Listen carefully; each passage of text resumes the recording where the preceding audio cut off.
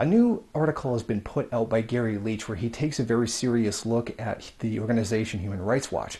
And what he noticed from it is that it tended to, there's a list of criteria of what counts in human rights, but noticed that the organization always looks the other way on economic rights. He noticed that the organization tended to be very, very easy on any capitalist-oriented government, yet anything that presents even a slightly socialist alternative is immediately and sometimes completely irrationally demonized.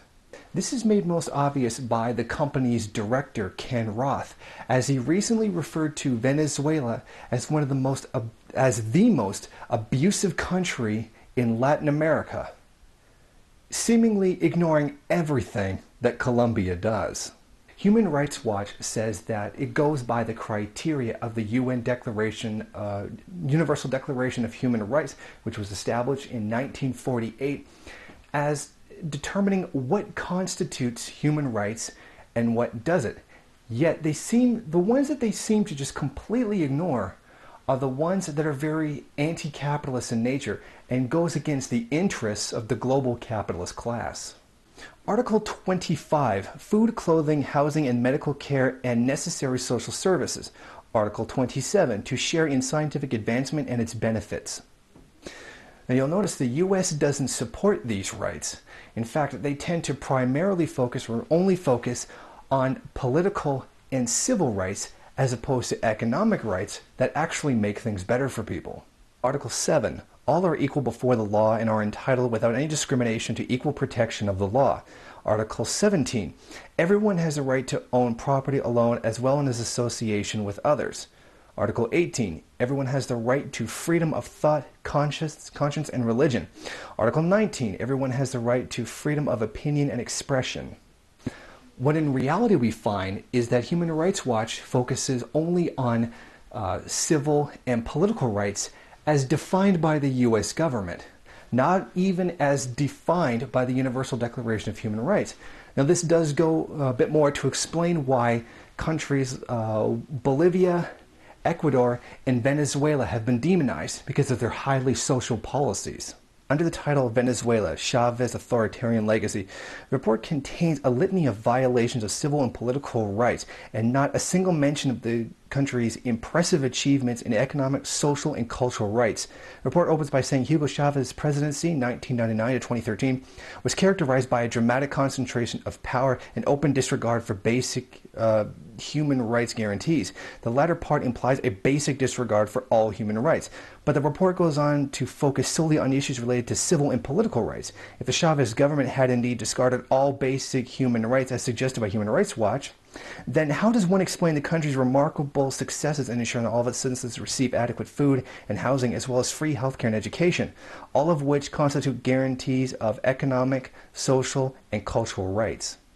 Not only does Venezuela now provide free education, including at the university level where students can learn the country's various indigenous languages, but its programs, according to UNESCO, have resulted in the country becoming an illiteracy-free nation and post-secondary enrollments doubling over the past decade. And as for the basic right to food, a recent report issued by the Food and Agriculture Organization of the United Nations stated, we analyze hunger and statistics all over the world. There are 800 million in the world who suffer from hunger, 49 million in Latin America and the Caribbean. But not one of them is Venezuela. Perhaps the government's most impressive overall achievement with regard to social and economic rights has been the astounding decline in the number of Venezuelans living in poverty from 55% of the population when Chavez was first elected in 1998 to 18% in 2011. Now, Alvaro Paz was arrested for spreading basically false news and inciting public violence. Now, what happened?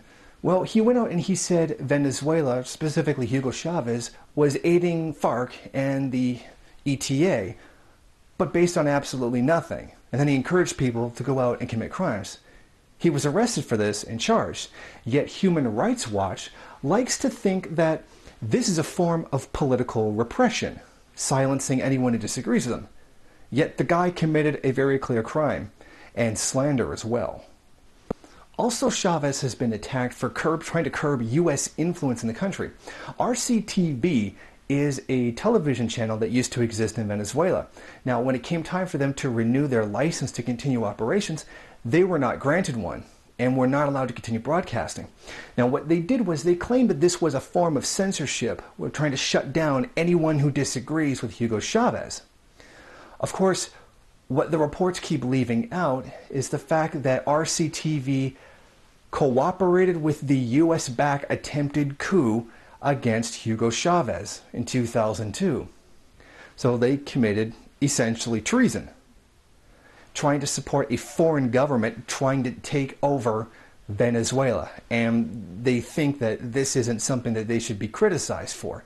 In fact, classified US State Department documents have shown that the U.S. has contributed over $4 million to anti-Chavez media outlets inside Venezuela. Human Rights Watch argues that the government crackdown on RCTV is a part of a pattern of behavior that undermines pluralism in media coverage, a pattern that has also, according to the report, expanded the number of government-run TV channels from 1 to 6. But this claim by Human Rights Watch is disingenuous because most of those state-owned channels have been made available to community-based media cooperatives, so they have an outlet to broadcast their perspectives on what is happening in the country. One of these television channels, Avia TV, regularly broadcasts programs that address issues related to gender, homophobia, and the indigenous and Afro-Venezuelan rights.